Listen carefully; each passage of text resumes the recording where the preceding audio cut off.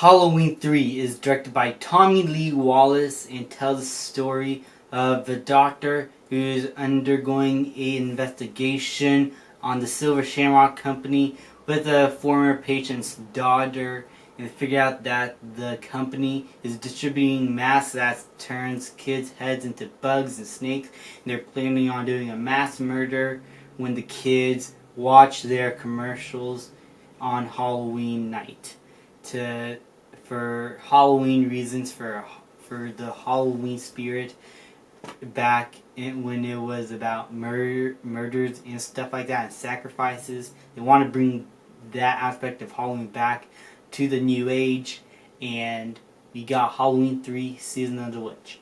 I at first was confused by this movie when I first saw it.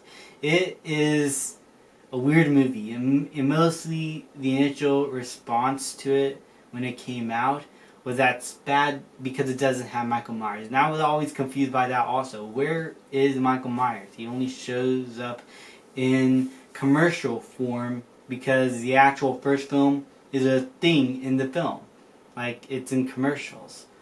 So that was actually quite confusing. And it wasn't until later I figured out that this was supposed to be like a separate standalone movie in which John Carpenter, after the second film, wanted to do an anthology series, and Halloween 3 Season of the Witch was going to be the first to start off that. And nobody knew it at the time, nobody had internet, and so when they first saw the movie, they were like, where's Michael Myers? I don't like this movie because it doesn't have Michael Myers. And even if this movie was truly bad back then, I still think it would have been a better idea to continue the franchise with an anthology. But they brought back Michael Myers, and so here we got these sequels. But overall, I have to say that this movie actually quite grew on me over time, and I'm not the first to admit it. A lot of people, since its release, actually think that this movie was very underappreciated, and it gained a cult following. Some of the other sequels, like Halloween 2 and Halloween 4, The Return of Michael Myers, also gained some of their own cult followings and are considered some of the better movies in the franchise. So it had this one.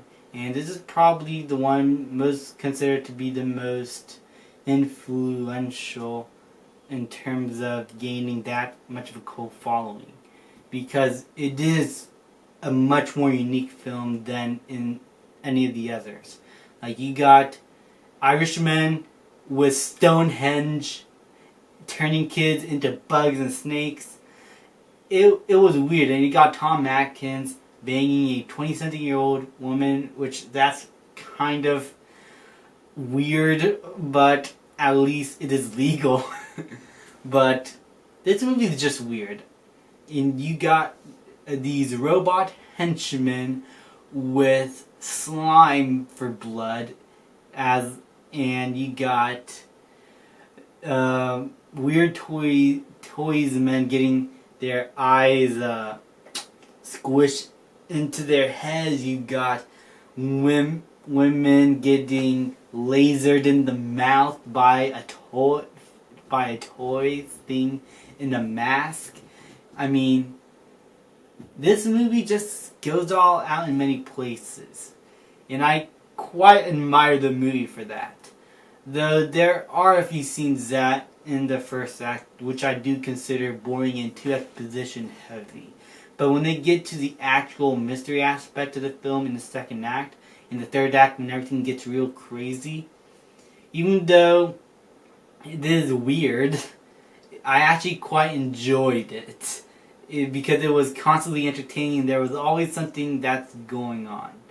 But that first act does get a bit tough to get through with its dialogue and exposition. Tom Atkins overall, even though his character is very weak, does a great job. And so does his supporting cast. The actress who plays Annie from the first Halloween Returns out Tom Atkins' ex-wife. And she only gets like a brief scene. And we have Dean Cundey returning as a cinematographer again, and he does a great job here. giving all the shots their own little Halloween-esque vibe to it once again. And he gives a lot of personality to each and every single one of the scenes. They're all beautifully lit. And I love some of the outdoor imagery with the sunsets and of the Silver Shamrock corporations. It felt like it was Halloween. And it was sad to hear that this was the last movie he will work on in the franchise. Not that he's dead, but he moved on to other projects like Jurassic Park or Back to the Future. I mean, I wish he could have kept doing these movies, because after that the movie just felt like TV shows, whereas the first 3 Halloween films, even though some of them might have problems, at least the cinematography was beautiful throughout. And this movie is a good example of good cinematography in the franchise. Some of these I could use as my wallpaper. It was that good. Also, the music is amazing. John Carpenter and Alan Howarth returns from Halloween 2 and John Carpenter from both Halloween 2 and Halloween 1 to do the score. And they give the movie its own 80s synthesizer for the time, because synthesizer music was a pretty trendy thing for horror movies, including their soundtracks. And it works very well here. This is one of my favorite soundtracks in the franchise. I could play it every night on Halloween and it will fit the vibe perfectly.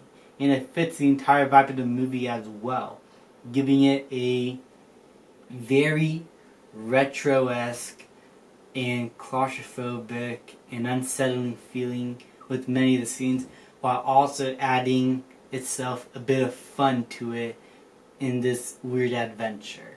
And I really enjoyed the soundtrack overall. This is like my 3rd or 4th favorite soundtrack, behind maybe the new film and the first.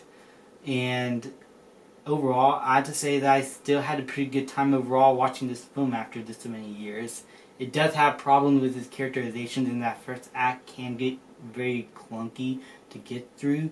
But once you move past that, the actual story gets very interesting, weird but interesting, and it has one of my favorite endings and very final shots in the entire franchise. And overall, I just had a good time with this film. And I'm gonna give Halloween 3: Season of the Witch a B+.